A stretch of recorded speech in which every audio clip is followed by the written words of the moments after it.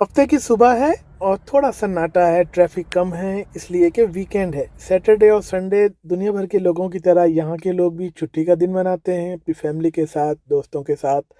कुछ लोगों की अपनी हॉबी होती है, मछलियाँ पकड़ने जाते हैं, बाइसिकल चलाते हैं, फैमिलीज़ के साथ लोग ख़रीदारी पे जाते हैं या कम से कम मिनिमम अपनी फैमिली के साथ बाहर जाकर कहीं नाश्ता ज़रूर करते हैं। डाउनटाउन हो या कोई मज़ाफ़ाती इलाका, आपको सैटरडे की मसरूफ़ियत और सैटरडे की जो चहल-पहल है वो दूर से ही नज़र आ जाएगी कि आज सैटरडे है। और इसी तरह संडे का दिन थोड़ा-सा मुख्तलिफ होता है और संडे की शाम फिर वही उदासी होती है कि कल फिर से काम पे जाना।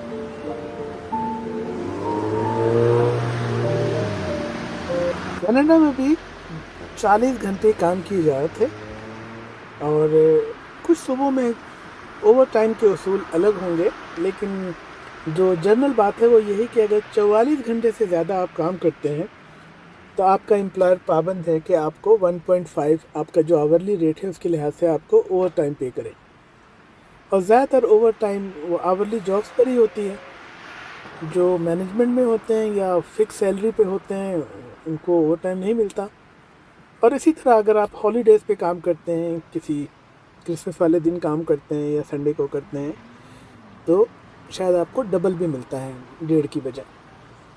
आज हम बात कर रहे हैं वीकेंड की, काम की बात नहीं कर रहे। तो वीकेंड में आप देखिए फैमिली बाहर निकली हुई है, लोग भी बच्चों के साथ बाहर घूम रहे हैं, दोस्तों के साथ घूम रहे हैं और अपना छुट्टी वाला टाइम एंजॉय कर रहे हैं, क्योंकि ऑलरेडी उन्होंने काम के दिनों में डट के काम किया है। तो अब ये उनके घूमने फिरने का वक्त है।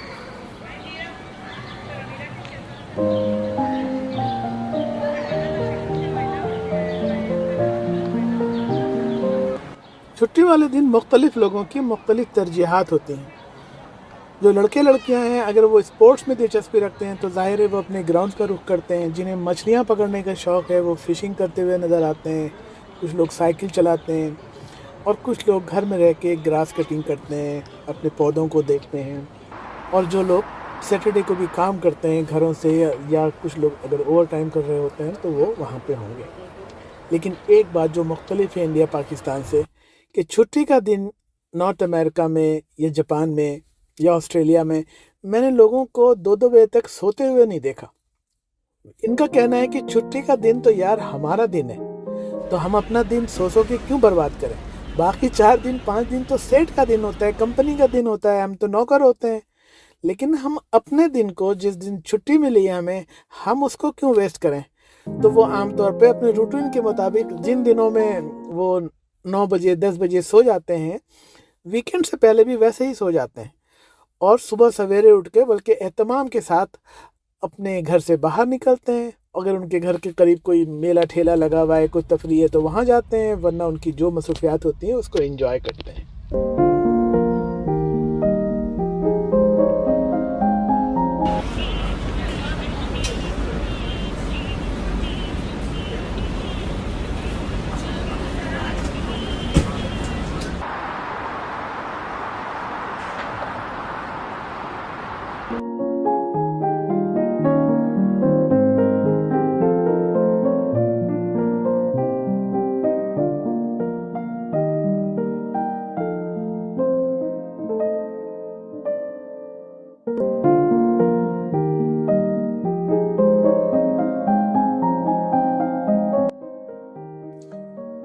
हम तो देसी हैं, लेकिन आहिस्ता आहिस्ता हम भी कोशिश कर रहे हैं कि थोड़े से इनकी अच्छी आदतें हम भी अपना लें। इसीलिए आज सुबह 8 बजे हम अपनी फैमिली के साथ सड़क पर थे और इधर उधर घूम रहे थे और इरादा था कि कहीं बैठकर नाश्ता भी कर लेंगे।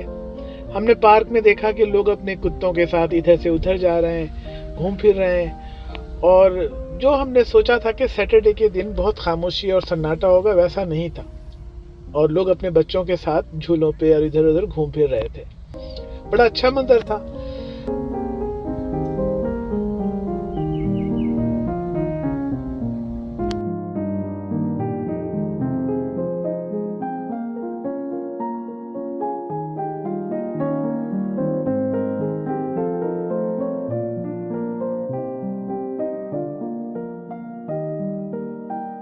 पार्क के पास से गुजरे तो वहाँ नोटिस लगा हुआ था कि इस कम्युनिटी सेंटर की पार्किंग एरिया में मुकामी लोगों ने यार्ड सेल लगाया है, यानी अपने गैराज का पुराना सामान या अपना गैर इस्तेमाल शुदा सामान, नया और पुराना जैसा भी है, वो यहाँ छोटे छोटे स्टॉल लगा के यहाँ के लोग बेचेंगे। ये आम यहाँ के रहायशी थे और इनका मद्देनज़र ये होता है कि ये चीज़ें किसी के इस्तेमाल में आ जाए और इनमें से बहुत से लोग इसको बेचने के बाद जो पैसे होते हैं वो डोनेशन में दे देते हैं और बहुत से लोग उसे अपने इस्तेमाल में लाते हैं। तो समर में घरों के बाहर भी गैराज सेल या यार्ड सेल के बोर्ड लगे होते हैं। अक्सर स्ट्रीट में सब लोग मिल के लगाते हैं और ये एक तरह से इसको इंजॉय करते हैं। ये गरीब लोग नहीं होते, खाते पीते खुशहाल लोग होते हैं, लेकिन इसको एक एक्टिविटी के तौर पे करते हैं कि ये चीज़ें रिसाइकिल हो जाती हैं और किसी के काम आ जाती हैं। तो इस पार्क के इस पार्किंग लॉट में हमने भी गाड़ी रोकी।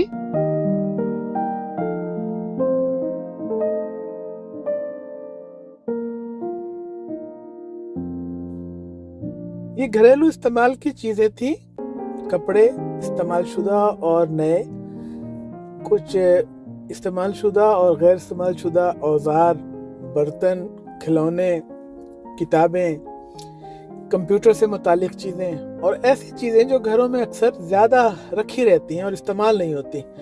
अगर कोई भी चीज़ हम साल 2 साल इस्तेमाल नहीं कर रहे होते हैं और वो जगह घेर रही है, चाहे वो अच्छी कंडीशन में हो, तो ऐसी गैराज सेल में उनको किसी और के हवाले कर देना बराए नाम कीमत में एक अच्छी एक्टिविटी है।